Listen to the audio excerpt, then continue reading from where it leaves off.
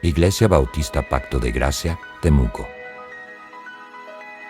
Este sermón se titula El reino de la humildad. Subtítulo: La gloria del rey siervo. Basado en Marcos, capítulo 10, versículos del 35 al 45. Vamos a leer entonces. Entonces Jacobo y Juan, hijos de Zebedeo, se le acercaron diciendo: Maestro, querríamos que nos hagas lo que pidiéremos. Él les dijo: ¿Qué queréis que os haga? Ellos le dijeron: Concédenos que en tu gloria nos sentemos el uno a tu derecha y el otro a tu izquierda. Entonces Jesús les dijo: ¿No sabéis lo que pedís? ¿Podéis beber el vaso que yo bebo, o ser bautizados con el bautismo con que yo soy bautizado? Ellos dijeron: Podemos. Jesús les dijo: A la verdad, del vaso que yo bebo beberéis, y con el bautismo con que yo soy bautizado seréis bautizados. Pero el sentarnos a mi derecha y a mi izquierda no es mío darlo, sino aquellos para quienes está preparado. Cuando lo oyeron los 10, comenzaron a enojarse contra Jacobo y contra Juan. Mas Jesús, llamándolos, les dijo: Sabéis que los que son tenidos por gobernantes de las naciones se enseñorean de ellas, y sus grandes ejercen sobre ellas potestad. Pero no será así entre vosotros, sino que el que quiera hacerse grande entre vosotros será vuestro servidor. Y el que de vosotros quiera ser el primero será siervo de todos. Porque el Hijo del Hombre no vino para ser servido, sino para servir y para dar su vida en rescate por muchos. Que el Señor añada bendición a la lectura de esta porción de su palabra. El propósito de este sermón es que sepas diferenciar entre la plenitud del mundo y la verdadera plenitud que viene de Dios, y que sabiendo esta diferencia, busques esta verdadera plenitud que solo se encuentra en el Señor Jesucristo. Y esto es muy importante para nosotros porque todos queremos ser plenos, todos queremos ser completos, todos queremos que no nos falte nada. Queremos ser santos en un sentido, queremos ser íntegros, queremos ser coherentes, que nuestra vida refleje confianza y respeto. Eso es parte del deseo humano. También queremos ser sabios, queremos ser maduros y asertivos en lo que hacemos. Queremos poder entender cómo funcionan las cosas y actuar en consecuencia, con equilibrio, con justicia y con claridad. Queremos también ser libres, sin ser coaccionados, sin que tengamos que operar por miedo, tampoco por manipulación. Queremos elegir con convicción lo que elegimos y también con una paz interna. Y fuimos creados para buscar esta plenitud. Y de una u otra manera todos estamos buscando esta triada de cosas para nosotros: integridad, sabiduría y libertad. Y esto es en cada decisión que nosotros tomamos. Podemos ir más lejos, inclusive con confianza, y decir que cada decisión que tomamos, la tomamos porque en el momento en el que la tomamos, consideramos que es la decisión que nos va a llevar a tener más o a ganar más integridad, más sabiduría, más libertad. Claro, después uno se arrepiente de sus decisiones, pero podemos con confianza decir que nadie toma una decisión porque pensó que iba a llevarlo a un grado menor de plenitud en el momento en el que la tomó. Inclusive podemos decir eso de los que se suicidan, porque alguien podría tener esa duda. Y podemos pensar en algunos escenarios donde podemos ver claramente que esto también es el caso, inclusive en ese caso extremo. Se cuentan, por ejemplo, historias de antiguos samuráis que se suicidaban con la idea de que en hacerlo tendrían un mayor honor que en no hacerlo. En otras palabras, buscaban una cierta integridad en suicidarse. Otros se excusan detrás de un sentido de acorralamiento y se suicidan buscando una libertad que creen que no pueden alcanzar en esta vida. Y aún otros, hay quienes como Nietzsche, un filósofo, tras un largo enfrentamiento con el absurdo de una existencia sin Dios, llegan a ver el suicidio, aunque él personalmente no lo ejecutó, como una conclusión racional, como lo lógico, en otras palabras, como lo sabio para hacer. De cierta manera consideraban de que de algún modo la expresión final de la sabiduría era el suicidio, es la salida que tenía sentido. Y entonces vemos que ni el suicidio se escapa de una decisión en donde se está buscando mayor plenitud en esta vida, ya sea libertad, sabiduría o integridad. En todos estos casos, con lo antinatural que es el suicidio, podemos ver una motivación de crecer entonces en plenitud. Pero este mismo ejemplo hace evidente cuál es el problema. Vivimos en un mundo con una mirada pervertida de ser pleno como ser humano. En palabras más bíblicas, no entendemos lo que es la verdadera gloria del hombre, gloria humana. En este mundo nos encontramos con visiones extremas de esta gloria. Vemos, por un lado, la gloria como tener una autoridad dominadora, que domina todo y no se deja dominar por nadie. Y por otra parte, tenemos otro extremo en donde se ve la gloria como una servidumbre autonegante.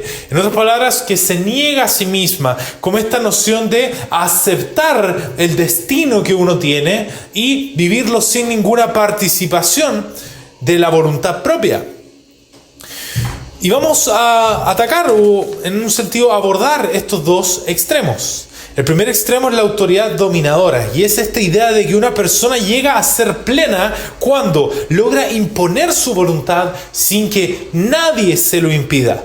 Someter todo a su alrededor o a sus propios deseos, en otras palabras, y que cuando uno consigue controlar completamente su entorno y definir su valor por el poder que ejerce sobre otros. ¿Ya? Esa es la autoridad dominadora.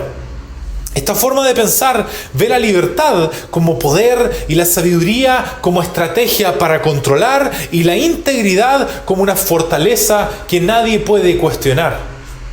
Y se ven sistemas donde se admira la conquista, el liderazgo autoritario y la supremacía como una señal de éxito. Un ejemplo histórico de esto es lo que ocurrió con la Iglesia de Roma, que durante siglos mezcló el reino de Dios con poder político. Desde el Vaticano, que antes fue parte del Sacro Imperio Romano, que abordaba gran parte de Europa, se levantó una estructura religiosa que buscaba controlar no solo naciones, sino que también las almas, las conciencias de las personas. Allí la autoridad ya no se entrega, se impone.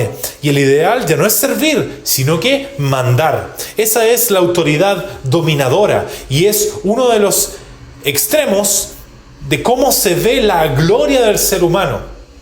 El otro extremo es esta servidumbre autonegante que se niega a sí misma. Y es la idea contraria, aparentemente, que dice que uno llega a la plenitud cuando se pierde en los demás, cuando se funde con los demás, elimina sus propios deseos, su propia voz, su propia identidad y acepta el sufrimiento sin cuestionarlo y deja de juzgar lo bueno y lo malo como si vaciarse por dentro fuera lo más sabio y lo más glorioso en ese sentido.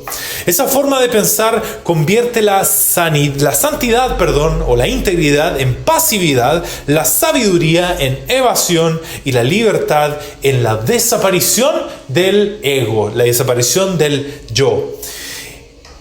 Es el pensamiento que está presente en varias religiones orientales, por cierto, sobre todo en el budismo, en donde se cree que el deseo es el problema y que la solución está en dejar de sentir, dejar de pensar y dejar de ser. Ahí no se busca el bien ni la verdad ni una identidad firme, solo se busca abandonar todo.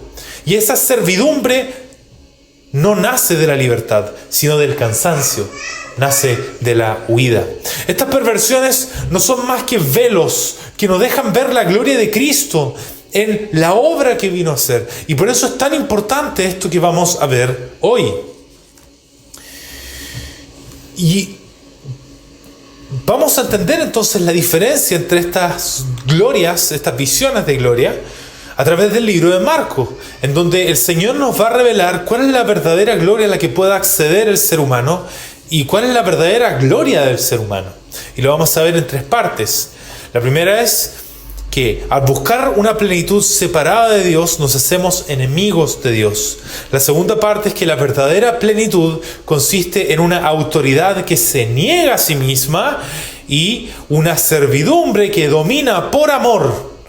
Y esto en imitación de nuestro Señor Cristo Jesús. Y la única manera, y este es el tercer punto, de alcanzar la verdadera plenitud es por medio de la fe en el Señor Cristo Jesús. Y para esto vamos a comenzar con una observación del versículo que estábamos leyendo. Dos discípulos estaban esperando el momento en el que el Señor mostraría su plenitud, su gloria, que era algo que estaba profetizado de antemano, era parte de las expectativas que tenía el pueblo judío. En este contexto, le piden que llegado ese momento, ellos pudiesen tener una autoridad especial por sobre todo el resto, ellos dos. Ante esto, el Señor les dice que no sabe lo que piden. Lo que pedían era tan lejano a la voluntad de Dios, que era como que no supieran. Y técnicamente, efectivamente, digamos, ellos fueron ignorantes en este aspecto. Que ellos pedían la misma autoridad que veían que tenían los reyes de este mundo. Esa es la parte que no veían. Los mismos reyes que han perseguido a los creyentes y los mismos reyes que buscaban una plenitud sin Dios. En otras palabras, dominar sin ser dominados a costa de muchas injusticias. Esa es la clase de autoridad que estaban pidiendo y que era muy, muy lejana a lo que Dios quería para ellos y para el hombre. Esta mentalidad entonces el Señor reprende. Esta mentalidad que es la que dice, quiero utilizar al Salvador, a Cristo, para adquirir autoridad dominadora. Así, otra cosa se convierte en la fuente de plenitud y no el mismo Salvador. Y esto nos lleva al primer punto. Al buscar una plenitud separada de Dios, nos hacemos enemigos de Dios. El primer mandamiento dice, no tendrás dioses ajenos delante de mí, querido amigo. Tener algo por Dios es precisamente tenerlo por fuente de plenitud, algo que te trae plenitud, integridad, sabiduría, y es donde tú buscas esas cosas, y también la libertad. Porque Dios es por definición el más pleno, y nadie es más pleno que Dios. Y Dios nos creó en su imagen precisamente para mantenernos plenos, pero siempre en una relación con Él, en dependencia de Él, no de manera independiente. En otras palabras, Dios nos creó para llenarnos de integridad, sabiduría y libertad en Él. Y vamos a ver cómo. La primera pregunta que vamos a hacer entonces es, ¿cómo es que nos creó para buscar ser íntegros en Él, en una relación con Él? Bueno, partamos con esto. Dios es santo. Dios no se puede negar ni contradecir a sí mismo. Por tanto, no tolera el pecado que es en contra de su naturaleza. Dios no cambia. Dios es luz. Dios es perfectamente justo. Dios es amor. Entonces, partamos con esto. Buscamos ser íntegros en Dios porque Dios es el más íntegro. Es todas estas cosas. ¿Y cómo es esto de buscar integridad en Dios? ¿Cómo se busca integridad en Dios? Ser íntegro implica ser coherente con lo que uno es.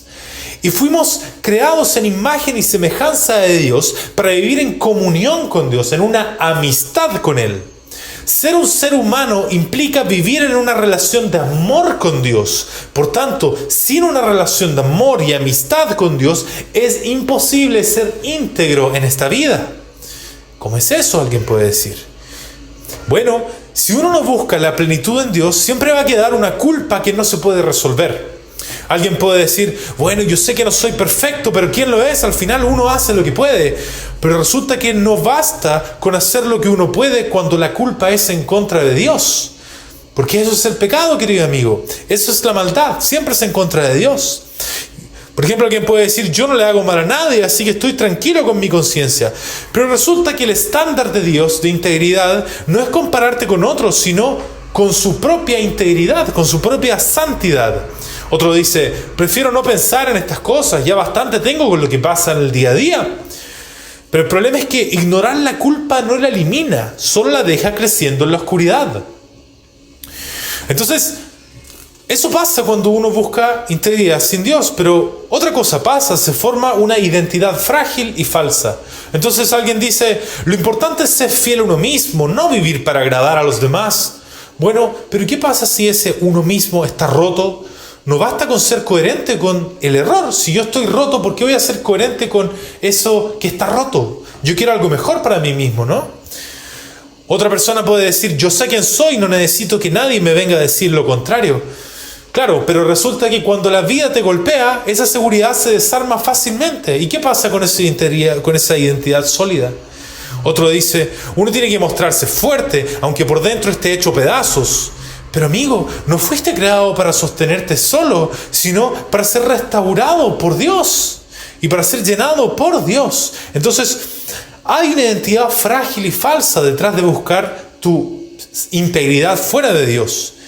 Y otro efecto que tiene es que se vive en una búsqueda sin descanso. Uno dice, siento que siempre tengo que estar demostrando que valgo algo. Vivir así te desgasta porque nunca es suficiente, ni para ti ni para otros.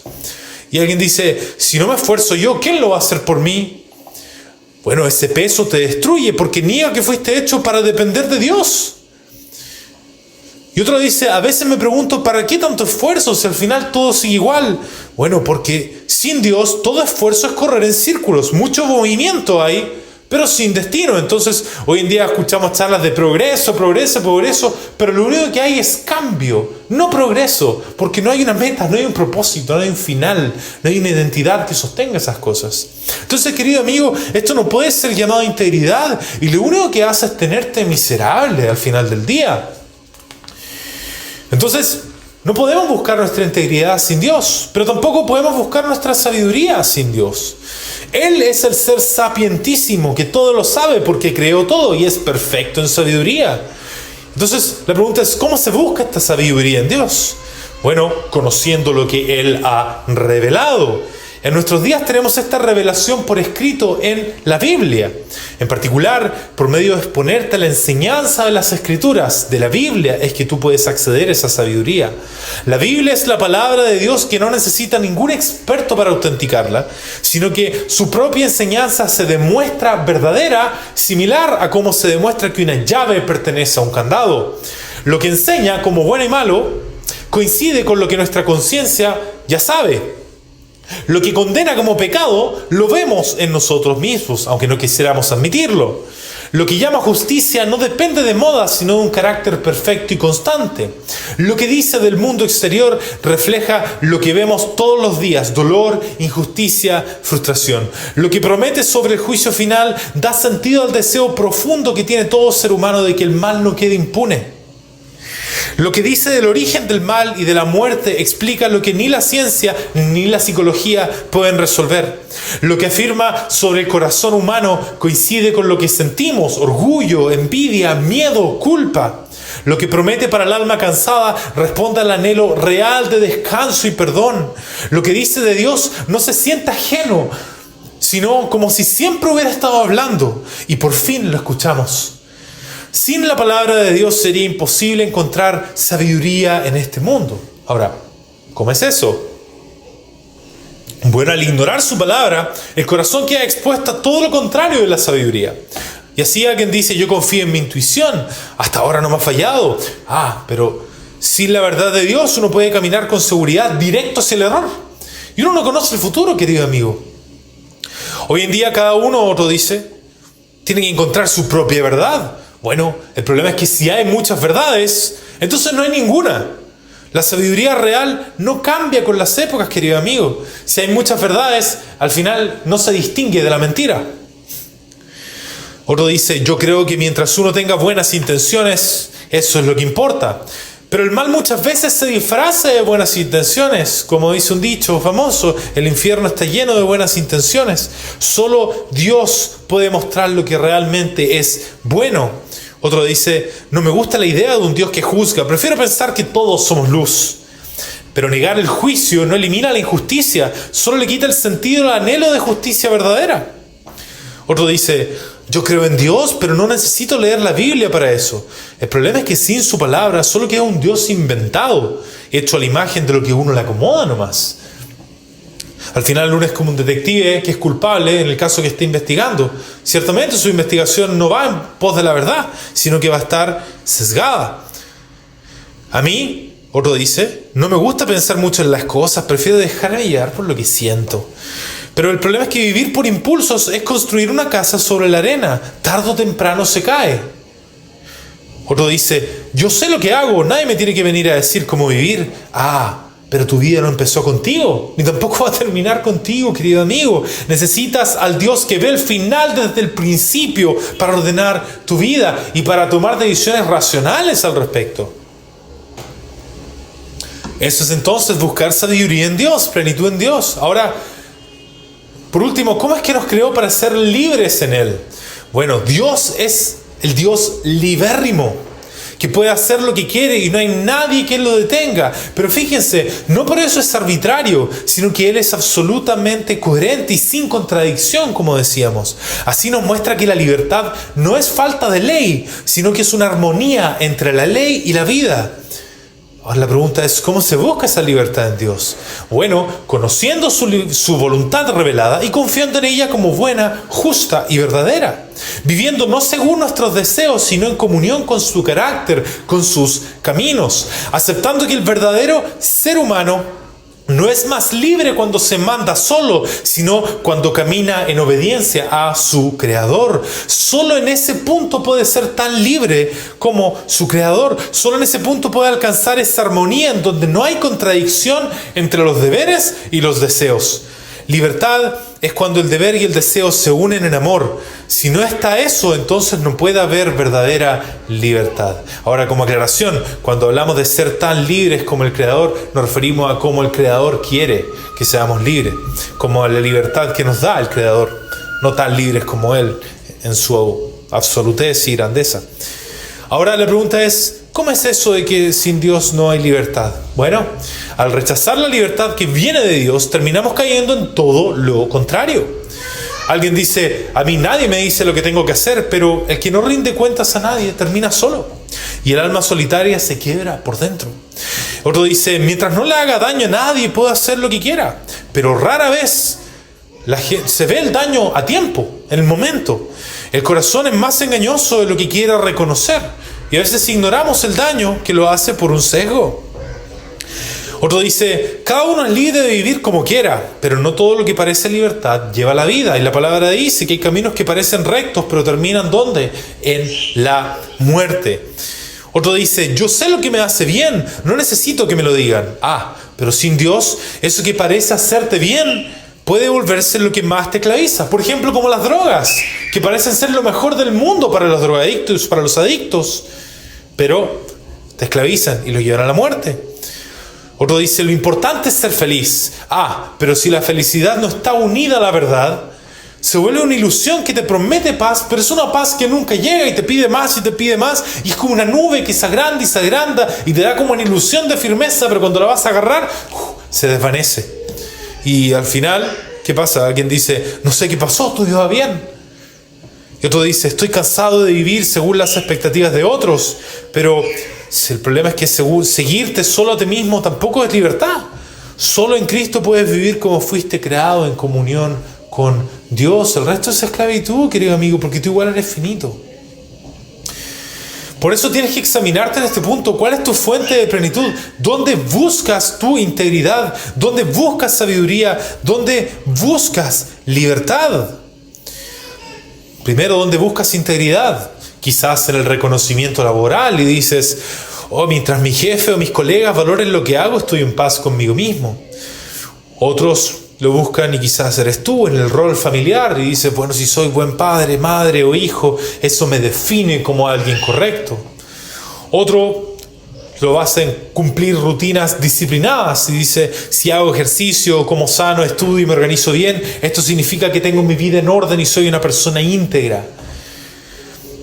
Pero como veíamos, eso no tiene nada que ver porque no hay una relación con Dios. ¿Dónde buscas sabiduría? Alguien dice, bueno, en canales de opinión o redes sociales sigo gente inteligente que me ayuda a entender cómo funciona el mundo, dice uno. Otro dice en libros de autoayuda y desarrollo personal y dice, lo importante es aprender a vivir bien con uno mismo.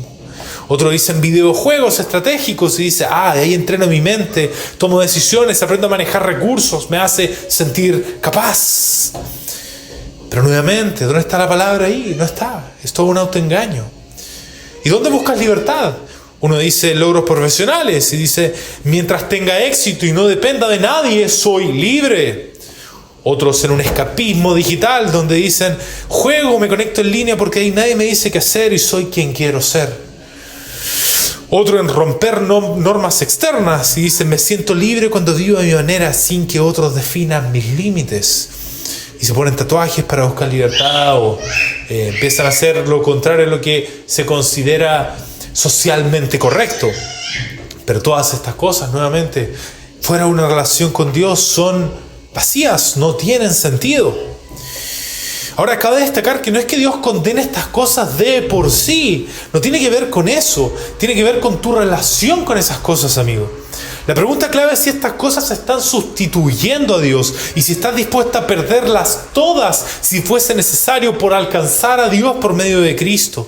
En otras palabras, si en vez de una relación de amistad con Dios, un aprendizaje continuo de su palabra y una obediencia gozosa a su voluntad, estás buscando en primer lugar, no eso, sino que estas otras cosas. Si has hecho esto, has roto el primer mandamiento, no tendrás dioses ajenos delante de mí. Y cada segundo que has vivido en este estado, has agrandado tu culpa delante de Dios.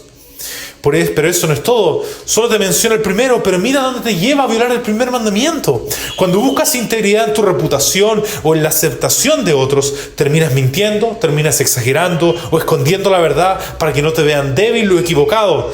Y ahí es donde rompes el mandamiento de no hablarás contra tu prójimo falso testimonio, que aplica para toda mentira que has dicho. Cuando buscas sabiduría sin Dios ahora, confiando solo en tu razón o tu experiencia, desprecias el consejo de otros, cierras tu corazón y con arrogancia tratas a los demás como si fueran ignorantes. Ahí violas el honra a tu padre y a tu madre, que incluye a toda autoridad legítima, no solo al padre y a la madre, pero también los incluye. Y cuando buscas libertad fuera de Dios, buscando vivir a tu manera, entre comillas, pisas a otros, usas a personas para tus fines, te enojas si alguien te limita y en tu corazón ya has cometido violencia, no matarás. Y el Señor dice que basta con decirle necio al otro o pensarlo para que sea un homicidio a los ojos de Dios, porque el que aborrece a su hermano es homicida, como dice Primera de Juan. Y ahora, con todas estas cosas, Dios declara su condenación diciendo en su palabra, por cuanto todos pecaron, están destituidos de la gloria de Dios. Muchos dicen, todos hemos pecado, así que ciertamente Dios no va a ser tan duro, pero Él dice, bueno, dado que todos pecaron, están todos destituidos de la gloria de Dios, alejados de Dios, destinados para el fuego del infierno. También dice, engañoso es el corazón más que todas las cosas y perverso, ¿quién lo conocerá? También dice, el alma que pecare, esa morirá. La paga del pecado es muerte, y el que no ha fallado inscrito en el libro de la vida fue lanzado al lago de fuego. Y nadie se escapa de esto, porque la palabra dice, no hay justo ni aun uno, no hay quien entienda, no hay quien busque a Dios, y esto de manera sincera. Todos se desviaron, a una se hicieron inútiles, no hay quien haga lo bueno, ni no hay ni siquiera uno. Amigo, tú eres ese, y todo ser humano lo es desde que nace, enemigos de Dios. Este llamado es para ti entonces, y esto es una advertencia amorosa, es que entiendas que tu manera de vivir hasta el día de hoy te tiene como un enemigo de Dios. Pero también es otro llamado que queremos dar y que tiene que ver con que Dios tiene algo mucho mejor para sus enemigos. Y esto nos lleva a la segunda observación.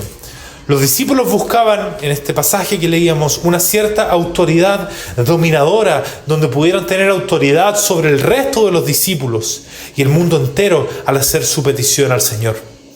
Pero el Señor les responde algo sorpresivo, fíjense, pero no será así entre vosotros, sino que el que quiera hacerse grande entre vosotros será vuestro servidor, y el que de vosotros quiera ser el primero será siervo de todos, porque el Hijo del Hombre no vino para ser servido, sino para servir y para dar su vida en rescate por muchos. Fíjense qué paradójico, qué extraño para el mundo y para nuestra mentalidad lejana a Dios.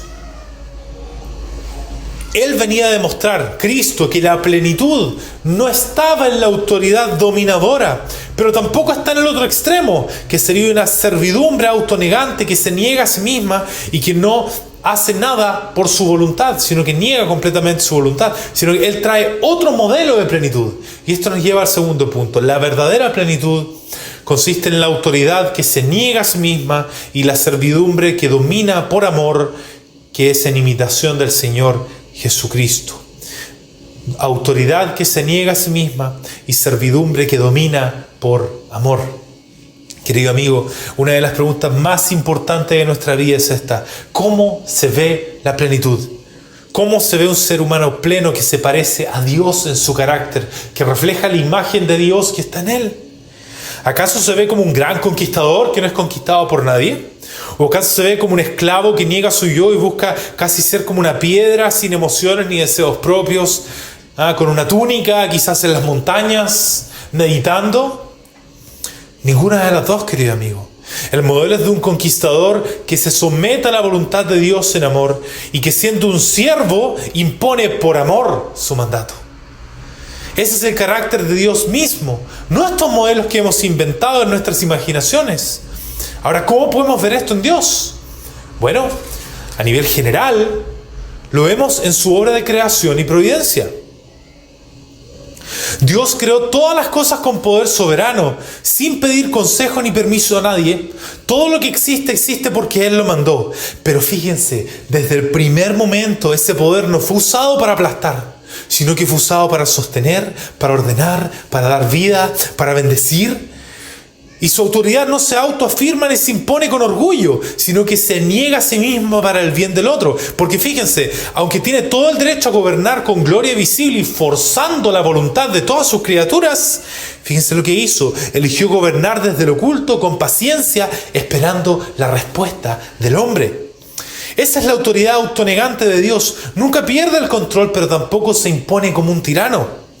Y su servidumbre no es debilidad ni resignación, es una servidumbre que domina por amor, que organiza los tiempos, que guía la historia, que hace salir el sol sobre justos y los injustos, que sostiene el universo con su palabra, que mantiene el aliento de todo ser viviente, incluso de aquellos que lo niegan. Es rey porque creó todo entonces, y es siervo porque lo sostiene cada día con un dominio amoroso. El dominio que no anula, pero que todo gobierna. Una autoridad que no fuerza la voluntad, pero que todo lo ordena. Eso es de manera general, como vemos este carácter de Dios. Pero también ahora de manera especial lo vemos en Jesucristo, que es la imagen visible del Dios invisible. Jesús, siendo en forma de Dios, no usó su autoridad para ser servido, sino ¿para qué? Para servir. Él mostró la verdadera plenitud humana. No solo tenía autoridad sobre tormentas, enfermedades y demonios, sino que usó esa autoridad ¿para qué? Para lavar pies, para abrazar a leprosos y morir en una cruz. Él no vino a ser un líder según este mundo, ni un asceta que se desconecta de todo y se va a las montañas, sino un siervo rey que venció al pecado, al diablo y a la muerte, amando hasta el fin. Un amor que no solo consuela, sino que conquista. Un amor que mueve la voluntad, no por fuerza, sino por belleza, verdad y misericordia, gracia. Un amor que somete corazones rebeldes, no con violencia, sino con una gracia irresistible. Un amor que reina desde la cruz y no deja a nadie igual después de tocarlo con esa verdad. Un amor poderoso que cambia los corazones. Y en Marcos 10:45 nos dice con claridad: el Hijo del Hombre no vino para ser servido, sino para servir y para dar su vida en rescate por muchos. ¿Y cuál fue ese servicio de amor de Cristo? Cristo es el único mediador entre Dios y los hombres. Es ese servicio de mediación que vino a ser por amor.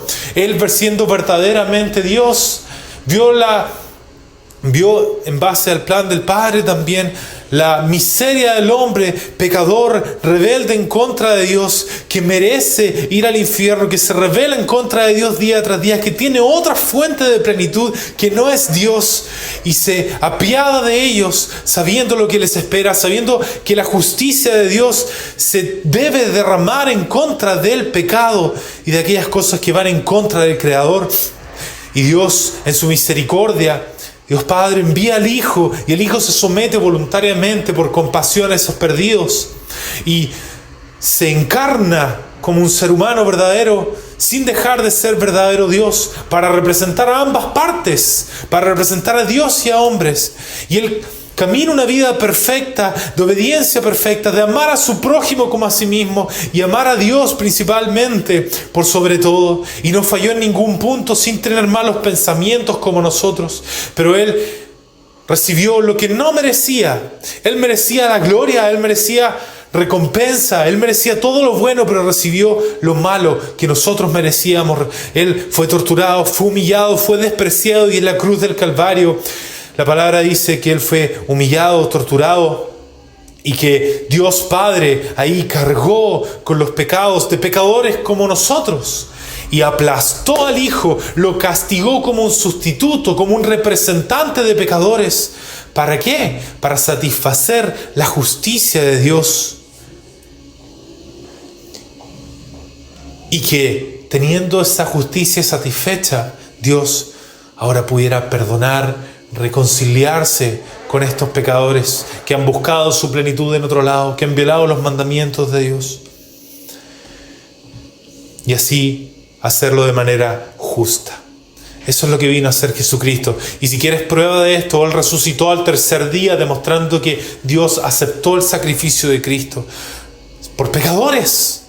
¿Para qué? Para abrir las puertas del cielo. Y ahora, ¿qué es lo que pasa? Ahora Dios puede perdonar. Y puede perdonarte a ti. Y Cristo es suficiente para que por medio de la fe tú seas perdonado. Y esto está relacionado con la última observación y último punto, que es más corto. Esta es la tercera observación, como dice el Señor, que Él vino para dar rescate a muchos. Él vino en un punto de la historia no para convertirse en un rey con esta autoridad dominadora, ni para ser una asceta que se aleja en las montañas, como decíamos, sino que Él vino para servir a todos los que habían de ser rescatados. Y esto es por medio de la fe en Cristo. Por eso la palabra dice que ya no hay condenación para los que creen en Él. Por eso la palabra dice que de tal manera amó Dios al mundo que envió a su Hijo unigénito, para que todo aquel que en Él cree no se pierda, mas tenga vida eterna. El llamado bíblico es a cambiar el rumbo de nuestros corazones por medio de la fe. Eso se llama arrepentimiento. De un corazón que busca la plenitud en las cosas de este mundo, que busca integridad, sabiduría y libertad en las cosas de este mundo. Pasar de ese corazón ahora a buscar todas esas cosas, pero ahora en Dios por medio de Jesucristo. Esto nos lleva al último punto. La única manera de alcanzar la verdadera plenitud es por medio de la fe en el Señor Cristo Jesús. Querido amigo, no puedes tener una relación con Dios si tus pecados no han sido limpiados. No puedes. Y estos pecados solo pueden ser limpiados por medio de la fe en el Señor Jesucristo. Sin esta relación con Dios es imposible tener integridad en esta vida. Porque fuera de Dios cualquier intento de ser íntegro y coherente termina en una contradicción, termina en orgullo, termina en autoengaño. Pero si tú te arrepientes delante de Dios, y si tú reconoces que has pecado en contra de Él, le confiesas tus pecados, le pides que quieres reconciliarte contigo, le pides con Él y le pides perdón en base no a algo tuyo, sino a Jesucristo, lo que Él hizo hace 2000 años por pecadores como tú, entonces Él te puede perdonar completamente y declarar justo para siempre en ese momento y adoptarte como un hijo. Esas son las buenas noticias, pero hay más. Sin esta buena noticia de salvación viva en tu corazón, no puedes tener verdadera sabiduría tampoco. Porque el Evangelio no es solo la entrada al cristianismo, este mensaje de salvación, sino que es la llave para entender la palabra de Dios. Solo cuando tu corazón ha sido transformado por Cristo, puedes empezar a ver la sabiduría de Dios como Él la quiso revelar. De lo contrario, tus esfuerzos por estudiar la Biblia, ¿dónde van a quedar? Van a quedar en la superficie. La vas a leer, pero no vas a entenderla con el propósito que Dios la dio. Y sin eso no hay sabiduría real, solo acumulación de información o distorsión. Por último, nunca vas a poder alcanzar la verdadera libertad sin Cristo, porque el ser humano por sí mismo jamás podrá crear una ley perfecta que su corazón desee obedecer.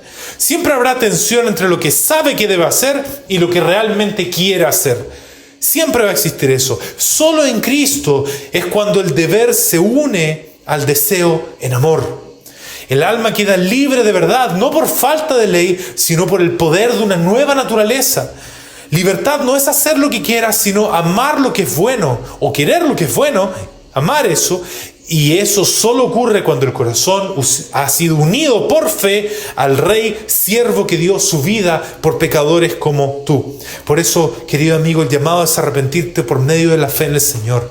Y es una fe y un arrepentimiento que suena diciendo: Padre, perdóname, he hecho lo malo delante de ti. He aquí, he buscado mi felicidad, mi plenitud, he buscado mi sabiduría, mi integridad, mi libertad en estas cosas. Y aquí es donde he dedicado mi vida y he cometido toda clase de pecados, en contra de ti. Oh Dios, perdóname mi maldad. Yo confío en que Cristo Jesús es suficiente para salvar a un pecador como yo. Y solo en base a Él hoy día voy a ti, en que Él pueda hablar a mi favor en tu trono, delante de ti, por lo que Él hizo. Oh Dios, perdóname.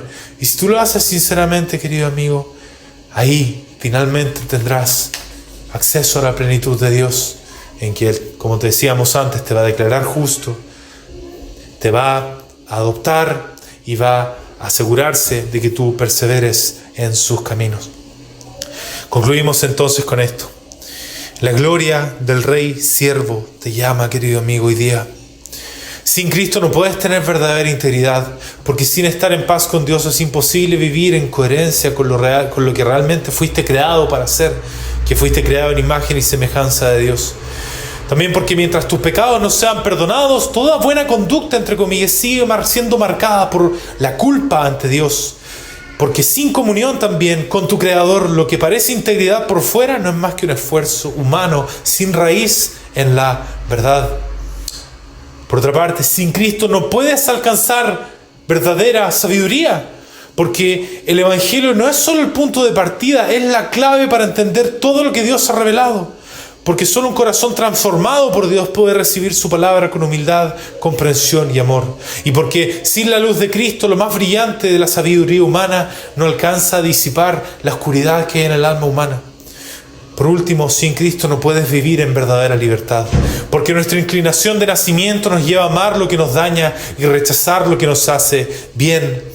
También porque la libertad no es hacer lo que se quiere, sino desear hacer lo que es bueno y justo delante de Dios. Y porque solo cuando eres unido a Cristo por la fe puedes vivir como fuiste creado, en libertad, en verdad y en amor. Filipenses 2 dice esto, que Cristo se humilló a sí mismo, haciéndose obediente hasta la muerte y muerte de cruz, por lo cual Dios también le exaltó hasta lo sumo y le dio un nombre que es sobre todo nombre. Ahí vemos la humillación y exaltación de Cristo. Y este es el llamado final. Querido amigo, el Rey y siervo te llama hoy. No a mejorar tu vida con esfuerzos humanos, sino a rendirte ante Él con fe y arrepentimiento. No buscar tu propia gloria, sino reconocer la gloria de aquel que se humilló por amor a pecadores como tú y como yo. Arrepiéntete, cree, entrégale tu vida al Señor Jesucristo y recibirás la plenitud que solo Dios puede dar: integridad verdadera, sabiduría eterna y libertad real en Cristo. Que el Señor entonces te ayude a conocerle para su gloria.